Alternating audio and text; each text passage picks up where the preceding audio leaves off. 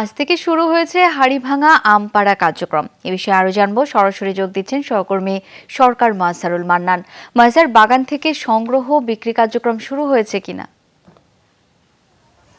শুরু হয়েছে। আপনি জানেন যে হাড়িভাঙার যে রাজধানী বলা হয় পদাগঞ্জ হাট, এই পদাগঞ্জ হাটে আপনি দেখবেন যে বাহারি মানে সাইজের আম এরই মধ্যে এসে পৌঁছেছে, বাগান থেকে এখানে পৌঁছেছে। এবং এই যে জায়গাটি আছে আপনি দেখবেন যে এখান থেকে প্রায় 1 কিলোমিটার ব্যাপী এই হাড়িভাঙা আমের বাজার শুরু হয়েছে এবং এখানে বিভিন্ন ধরনের পাইকার এসেছেন বাংলাদেশের বিভিন্ন প্রান্ত থেকে, এবং পাশাপাশি যারা অনলাইন উদ্যোক্তা আছেন তারা এই হাড়িভাঙা আম প্রক্রিয়াজাত করে এগুলো ঢাকাসহ বিভিন্ন অঞ্চলে পাঠাচ্ছেন। এবং এবার একটুখানি দাম পেয়ে এখানকার যারা লোকজন আছেন তারা একটু খুশি। একটি তথ্য দিতে চাই যে আগামীকাল যে জিআই পণ্য যে হয়েছে হাড়িভাঙা আম, সেজন্য একটু উৎসবের আয়োজন করা হয়েছে, মেলার আয়োজন করা হচ্ছে, যেটি হচ্ছে যে এখান থেকে 1 কিলোমিটার একটুখানি সামনে আগামীকাল যেটি কৃষিমন্ত্রী উদ্বোধন করবেন। এবং এর মাধ্যমে হাড়িভাঙার যে জয়যাত্রার কথা আমরা বলি, অর্থাৎ জিআই পণ্যের যে দাবি ছিল দীর্ঘদিনের, সেই দাবি পূরণ হওয়ায়, এবং এখানকার স্থানীয় যারা মানুষ আছেন তারা বলছেন যে একদিকে যেমন দাবি পূরণ হয়েছে এবং আর কিছু জিনিস আছে যেমন রাস্তাঘাট মেরামত করা এবং এখানে একটি ব্যাংক এবং আবাসনের ব্যবস্থা করা,